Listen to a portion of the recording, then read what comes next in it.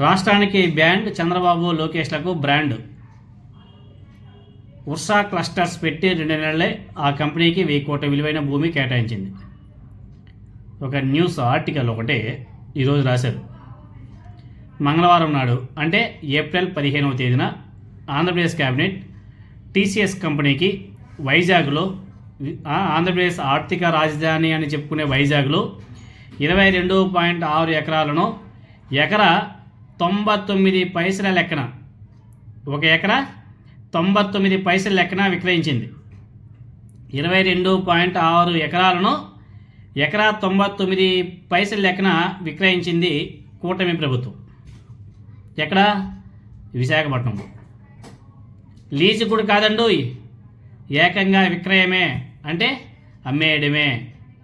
అమ్మేసింది. ఈ భూమి విలువ 100 కోట్లు ఉందో 1000 కోట్లు ఉంటుందో మనకందరికి కూడా తెలిసిందే. విశాఖపట్నం లాంటి సిటీలో,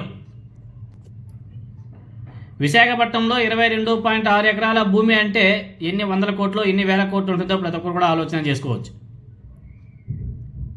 2025 మార్చితో ముగిసినటువంటి ఆర్థిక సంవత్సరానికి ఈ టీసీఎస్ కంపెనీకి వచ్చే నికర లాభం 48,544 కోట్ల రూపాయలు. టీసీఎస్ రావడం సంతోషమే, అయినా అంత పెద్ద కంపెనీకి ఇంత కారు చౌకగా భూములు కేటాయించాల్సిన అవసరం ఉందా అనేది ఒకసారి అందరూ కూడా ఆలోచన చేయాలి. అంత పెద్ద కంపెనీకి ఇంత కారు చౌకగా 99 పైసలకి ఇవ్వడం, అమ్మడం ఎంతవరకు సమంజసం అనేది కూడా ఒకసారి ఆలోచన చేయాలి. ఇదంతా చూస్తుంటే రాష్ట్ర సంపదను ప్రైవేట్ కంపెనీలకు దోచిపెట్టి ఇవి తమ వల్లే వచ్చాయని ప్రచారం చేసుకుని, తమ బ్రాండ్ వల్లే టీసీఎస్తో పాటు ఇతర పెట్టుబడులు వచ్చాయని చెప్పేసి అటు చంద్రబాబు నాయుడు గారు, ఇటు నారా లోకేష్ నాయుడు గారు చెప్పుకుంటున్నారు అనేసి ఒక సీనియర్ ఐపీఎస్ అధికారి కూడా మాట్లాడుతున్నాడు, అభిప్రాయపడ్డాడు. 2 నెలల క్రితం పుట్టేటువంటి చింతా గ్రీన్ ఎనర్జీకి రాష్ట్రంలో ఏకంగా 10,000 కోట్ల రూపాయల ప్రాజెక్ట్ ఇచ్చినటువంటి తరహాలోనే ఇప్పుడు ఇదే మోడల్లో ఉర్సా క్లస్టర్స్ ప్రైవేట్ లిమిటెడ్కి వైజాగ్లో 2 చోట్ల కలుపుకొని 60 ఎకరాల భూమిని కూడా కేటాయించారు కూటమి ప్రభుత్వం. ఈ భూమి విలువే ఏకంగా 1000 కోట్ల రూపాయలు ఉంటుందనేసి ఒక అంచనా.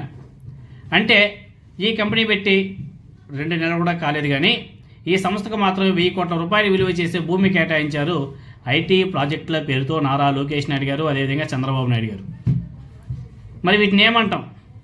ఏమనాలి? వీళ్ళు చేస్తేమో అభివృద్ధి అంటారు, ఇదే జగన్మోహన్ రెడ్డి గారు చేసి ఉంటేమో ఏ విధంగా మాట్లాడే వాళ్ళో మనకందరూ కూడా తెలిసిందే.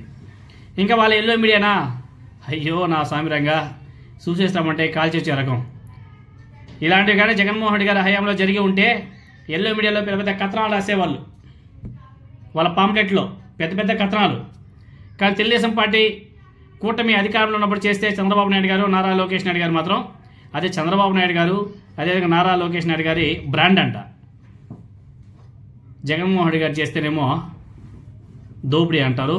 ఇంకా వాళ్ళ లెక్కలో వాళ్ళు రాసుకుంటూ పోతారు. అంత ఎక్కువగా ఉంటే రాష్ట్రంలో చిన్న చిన్నగా కంపెనీలు ఉన్నాయి, వాళ్ళందరూ కూడా ఆదుకోవచ్చు కదా. చిన్న చిన్న కంపెనీలు ఉన్నాయి, ఆ కంపెనీలు అన్నింటిని కూడా ఆదుకోవచ్చు కదా. అసలు టీసీఎస్ కంపెనీకి 26.6 ఎకరాలను 99 పైసలకి అమ్మడం ఏంటండి అసలు విచిత్రం. కాకపోతే ఎవరన్నా మేధావులు ఎవరైనా వస్తే వీటిని ప్రశ్నిస్తారా? చాలామంది ఉంటారులే మన కుహాన మేధావులు, ఎల్లో మీడియాలో కూర్చొని సొల్లు చెప్పే కుహాన మేధావులు చాలామంది ఉన్నారు. దీని మీద ఏమైనా సరే డిబేట్లు పెట్టి మాట్లాడతారా? 22.6 ఎకరాలు 22.6 ఎకరాలు విశాఖపట్నంలో 99 పైసలు లెక్కన అమ్మడం ఏందో దేవుడా, మహానుభావా, ఏ ప్రపంచంలో ఉన్నాం స్వామి.